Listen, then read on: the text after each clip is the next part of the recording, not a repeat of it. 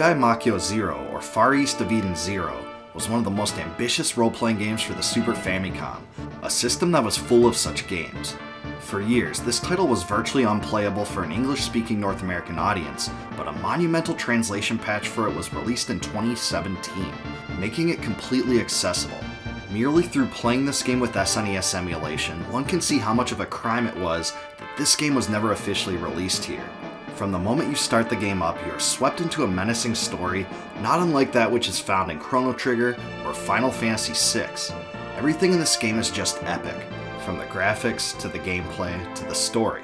Far East of Eden Zero takes place in Japan, a world reminiscent of ancient China or feudal Japan that contains 6 kingdoms. At the beginning of the game, a young prince ascends to the throne as the ruler of the land, having been recently selected by a mystical entity called the Eternal Flame. However, the event causes some surprise to the people, who were widely expecting the prince's older brother to take the throne instead. The older brother becomes intensely envious, and after making a deal with a demon lord called Ninigi, he decides to open the gates of hell. After vanquishing all who stand in his path, he absorbs the evil power that flows through the gateway. With his new dark strength, the evil prince slays his younger brother in rage. Our hero Hygen is a descendant of the legendary Fire Clan, and lives with his grandpa. He hangs around with his friends Genkatsu and Binta, who admire his courage. I really got a kick out of his grandpa too, because he nags him to defeat a monster called the Coal Hermit as part of his training regimen. As you come to find out, Hygen discovers he's a fabled fire hero that is destined to save the 6 kingdoms of Japan. To do so, he must free the 6 divine beasts that have been sealed by the minions of hell.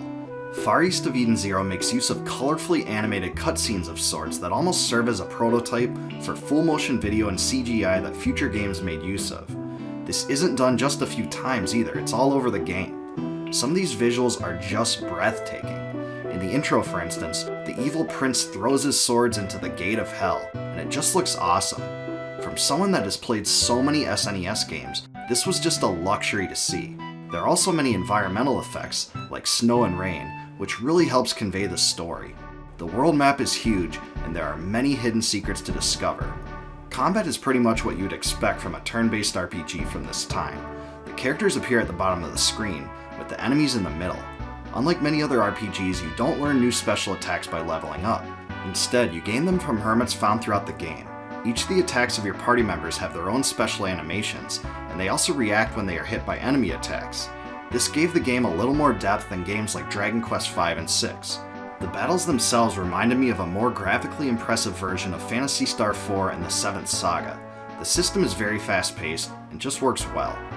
After playing the game for 30 minutes, you can quickly tell that the graphics were not the only impressive aspect of Far East of Eden Zero.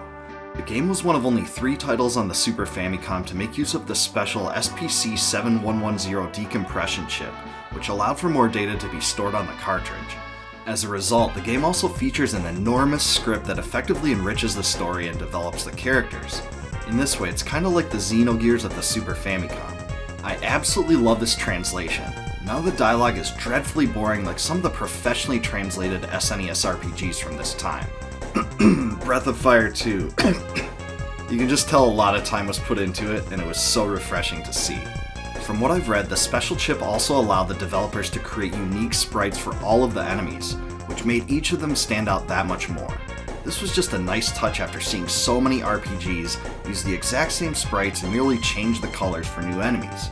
Graphically and textually, they really pulled out all the stops on Far East of Eden Zero, and the game seemed to push the boundaries of next-generation role-playing in many ways. And wow, I haven't even mentioned the music yet. Because the special decompression chip allows for the storage of more music than an average game. This score is huge, probably the largest of any game on the system.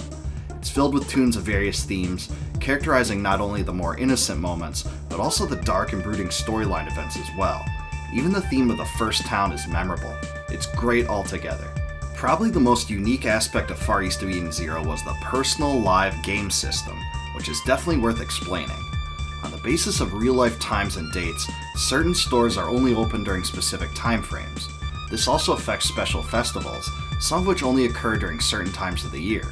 Your own birthday, for instance, is even captured at the beginning of the game, which allows you to collect some special items if you log in and play on the same day.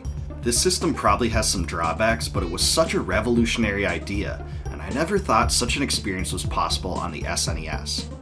Far East of Eden Zero is actually part of the popular Japanese Tengai Makyo series, which got its start on the PC Engine CD-ROM. Though almost no one stateside caught wind of this series, it became incredibly popular overseas, and is often mentioned alongside RPG titans like Dragon Quest and Final Fantasy. As the PC Engine's North American counterpart, the TurboGrafx-16 was a failure, and that probably killed any chance of exposing the series to this side of the world.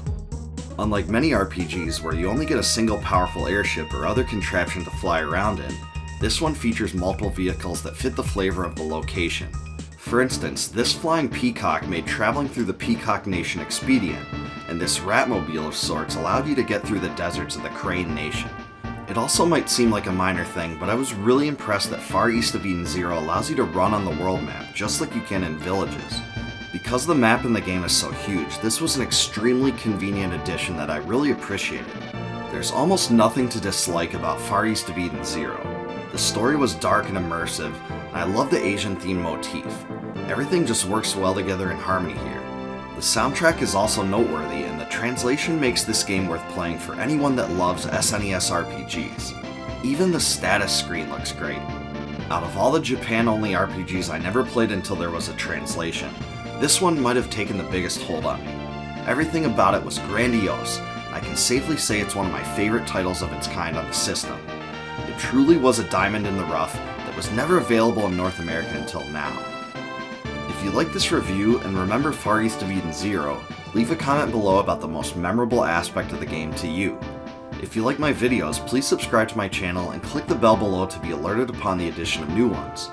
Also, please consider supporting my channel via YouTube's Join feature to receive member exclusives, such as advanced videos and complete video transcripts.